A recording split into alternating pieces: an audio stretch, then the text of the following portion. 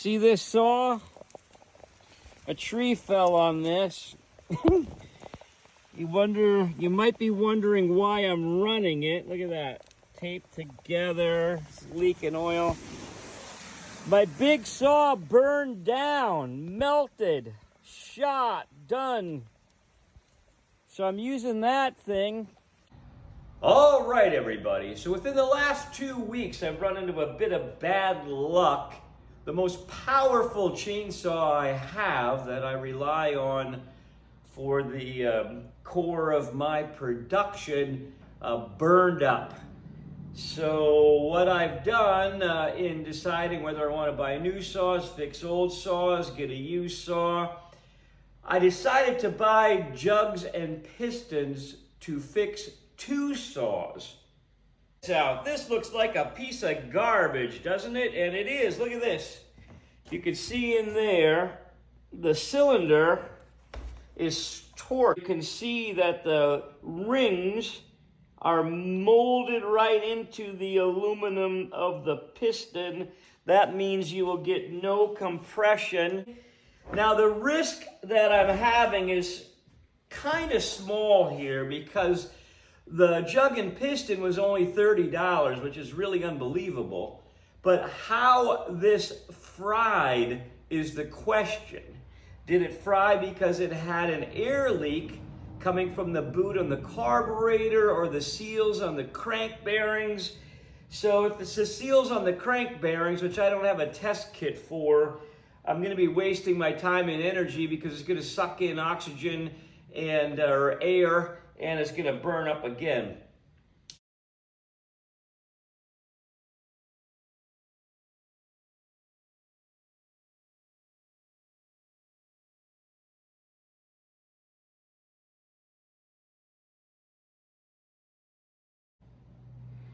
All right, so far so good. So it looks like the carburetor is loose. There's a connection here for the throttle. That just unloops once the carburetor starts to come out. The fuel line is down there. That needs to come off down there. And then the rubber boot that connects the carburetor is held on by a metal band, and that has a regular slotted screwdriver screw in it.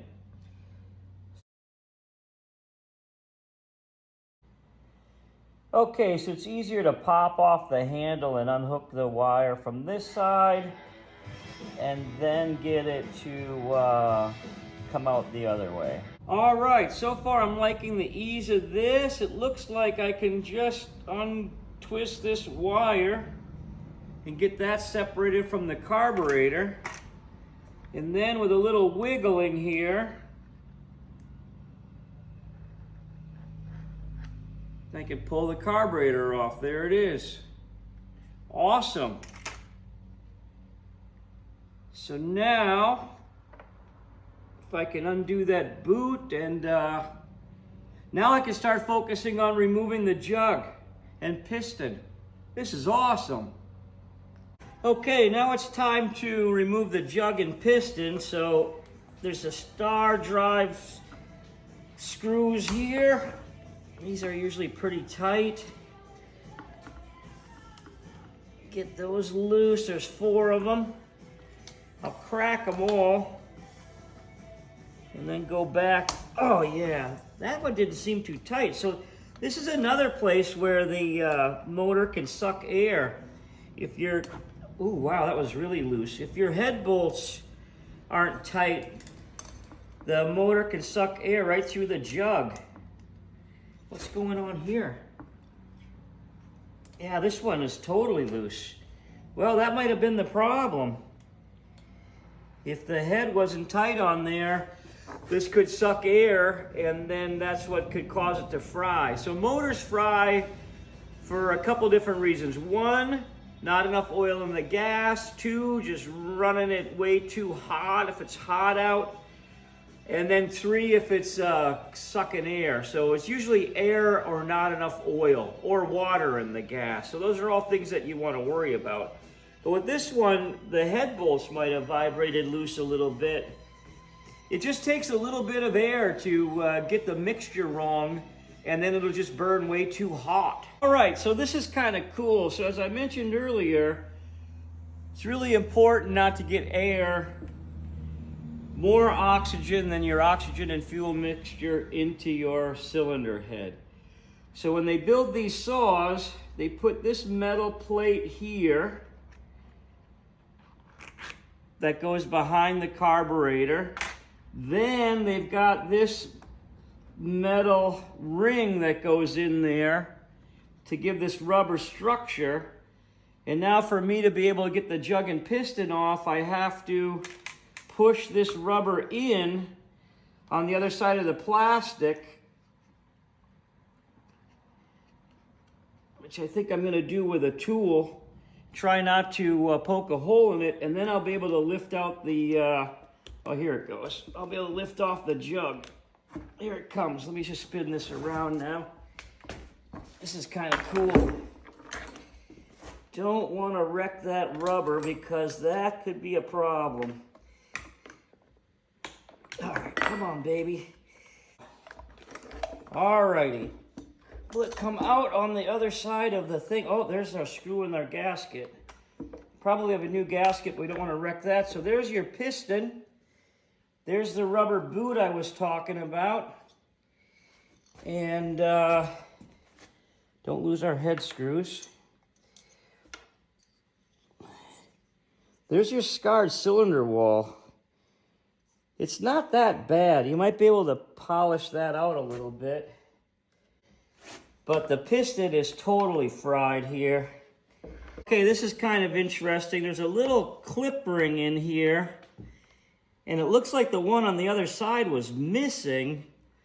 And this is kind of stuck in here too. And I've had to try to spin it around to get the place where you can actually get the clip ring out. Lined up with the clip ring, and what the hell happened? So now you got to pop this out in order to get the pin. Oh, I think I busted it, or did it go flying out? What the hell happened? Oh, it went flying out. There you go.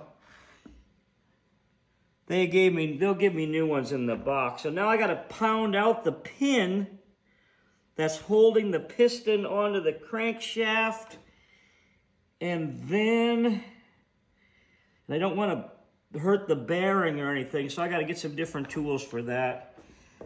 Special tools, I'm using a screwdriver and the pliers. I got the pin started. I want to try to hold the piston a little bit.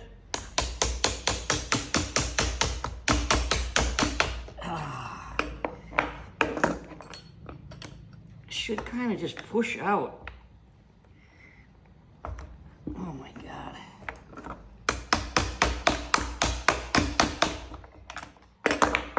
Maybe I could grab it now. A needle nose would work better. Come on. I'm gonna get a needle nose. All it took was a little persuasion. There we go. There's your fried piston right here, right in front of the exhaust port. Here's the pin. Here's your crankshaft. Crank bearing is in there. Oh, nice and clean working environment. Oh my God. I'm gonna try to clean this thing out a little bit now. Woohoo! For the next step, the metal along the flywheel here helps create your spark, creates the ignition. You can see it looks like there's a, oh wow, there's a bump there, and then it changes there. Wow, that's kind of interesting. So this is a bit oxidized. I want to make sure my saw is getting good spark, good ignition, so I'm going to sand that lightly just to get the oxidation off of it, and then I'll have better spark once we put this thing back together.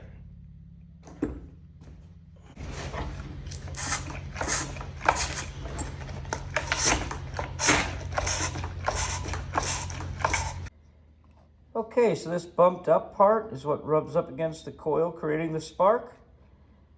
Got that nice and shiny. And now, ladies and gentlemen, the fun part. The new parts, everybody. Wow! In a bag with a strip. And here we go.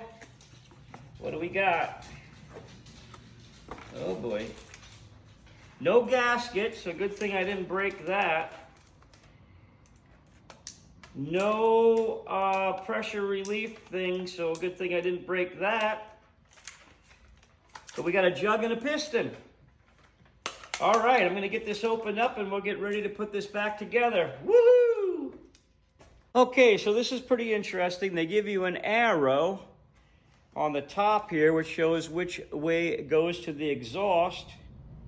This is just an aluminum piston. These are the rings. These are hardened steel. There's two of them because they have to seam at some point, and the two of them then will create more compression. There's little pins in here, one on one side and one on the other to get the points that they go together in two different spots. I'll put this thing together and put the piston on the crankshaft, and then we'll put on the jug. Okay, this is cool. The rings are on. I got the direction that these goes. Now, most people that rebuild motors have a ring depressing device. I don't. Well, it looks like we don't need one here. They go in pretty easy. Wait a minute. I think I got to put this on the saw first. Actually, I'm going to have this on here first, and then I'm going to try to put the pin in. That's what I'm going to try to do. All right. I'm confused about what I'm doing, but I'm going to try it this way. So I've got the arrow to the back, I've got the rings in, and the piston is in the cylinder.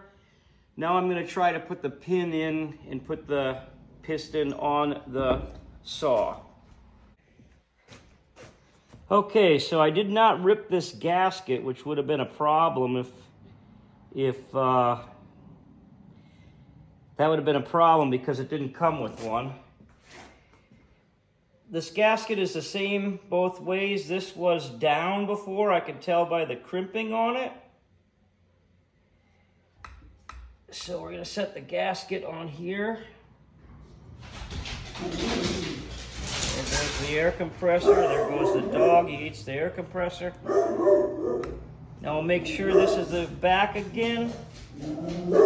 Put the pin in here.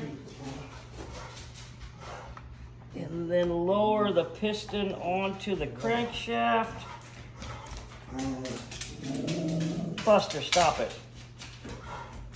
Try to push it on. Come on. Where is it? Right there. Come on, baby.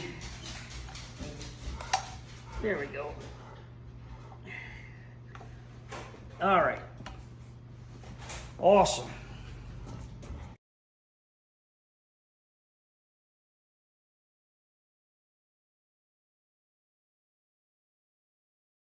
All right, this is pretty cool. Obviously, we're on the way to put this thing back together. The next thing I'm going to do is put the rubber boot on the jug. I checked it out to make sure that there wasn't any holes in the boot.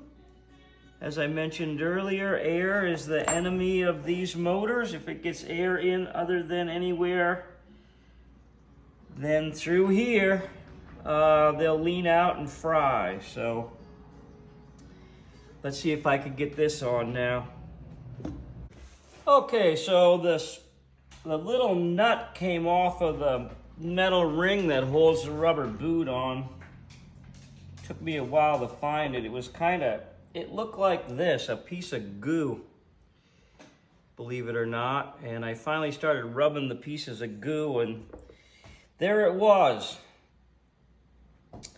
I took out the pressure relief valve that was on the other jug. That's got some crap in the threads. I don't know if this was stripped over. It came out kind of tight. They might have used the thread lock stuff on there. Maybe that popped out once before, who the hell knows. So I'm gonna clean these threads out. I gotta pop the rubber boot in through this plastic front, and then I can bolt down the jug and put in the pressure relief valve, and then start putting the carburetor back on.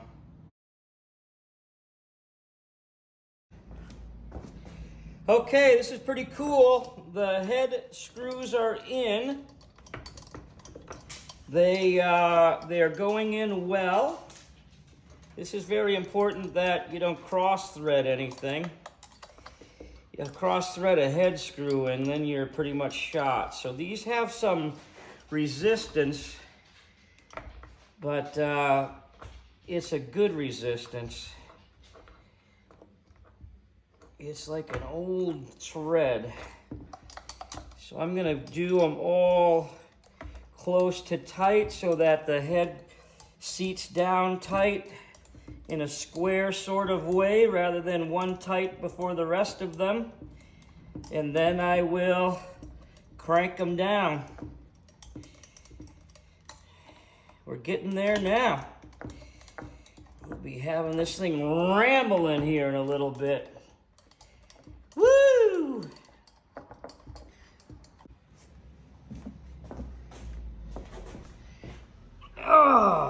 Oh no. I forgot to put the rubber thing in. Damn it.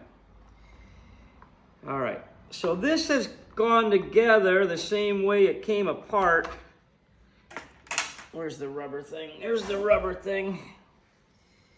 I don't even know if I need that. This is my carburetor adjuster. You know something? I'm not going to even bother to put that in. I don't need it. All right. So now comes the other hard part, getting this trigger to work again. So this is kind of a funny thing. It's not that complicated, but it's got pieces and it's got spring. And we need this to go like that to make the gas work. Doesn't that make sense? Okay, so this part here, it's got a little clip in it for this spring wire.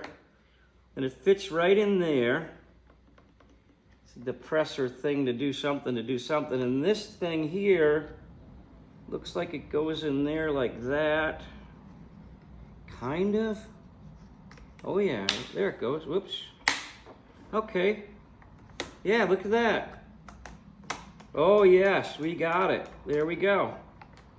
All right, so now as long as I put the screw in the bottom here to hold it, it's going to work. How does this work? Wrong size wrench. Oh my God, here we go.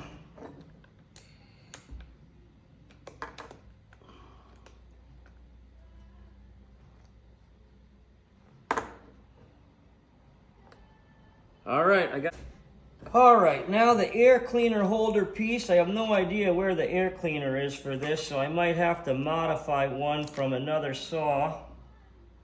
Where the hell did that go?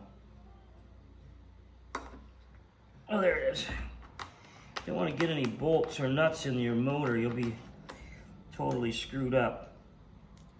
All right, I'll get this bolted on. Look at this. The trigger's working. Then it's just a matter of the spark plug and the pressure relief valve, and we'll be rolling. This pisses me off. I could have put this pressure relief valve in when I had the cylinder head off, which is what everybody that fixes these things probably does because they know better. Now I can't get this wrench in here. The socket won't fit over the end. I mean, this is just a freaking nightmare.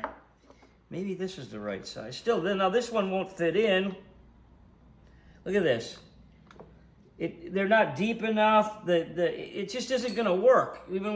So what I'm going to do a Barre Pinske maneuver. I'm going to cut off my scrunch way down here with the cutoff tool. And then I'm going to make a specialized tool to put this freaking thing in. You can't let stuff stand in your way. You got to make shit happen. And this is how I do it. I've got plenty of scrunches. A dedicated tool is not a bad thing. What the hell? Screwdriver, wrench, scrunch. Kind of like a spork, only different. In a land filled with sawdust, when we need to cut metal, we do it outside. So here we go.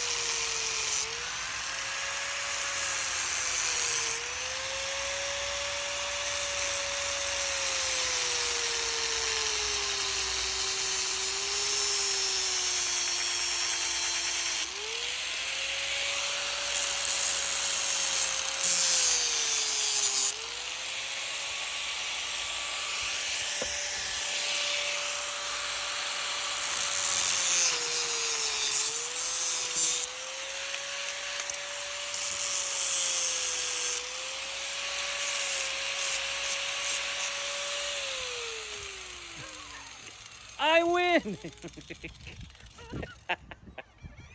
Oh my God. What the hell? All right, let's see how this works now. Look at that. Fits right in there.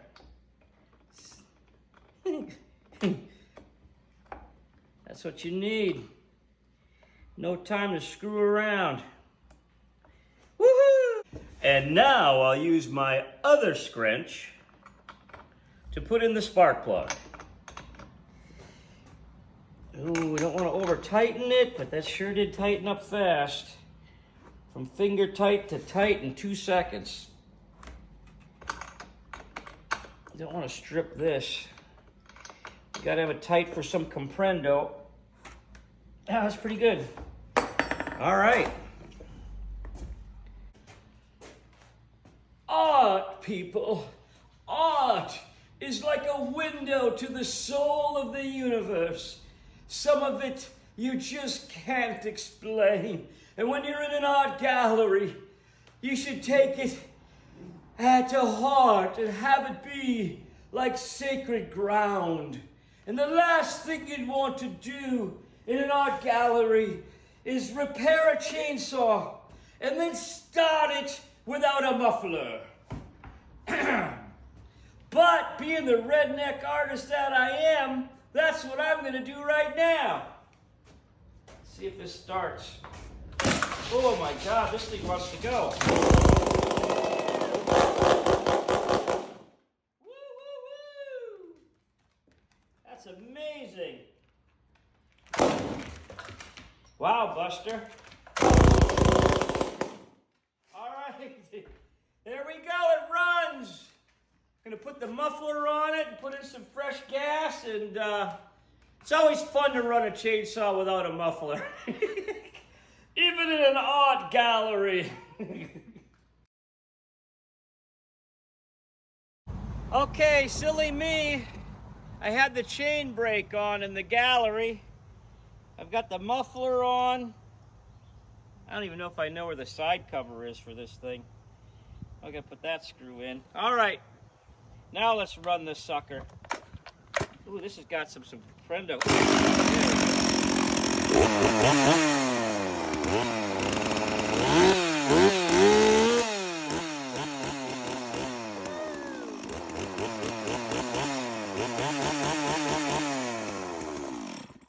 $30 in about 4 hours, 3.5 hours.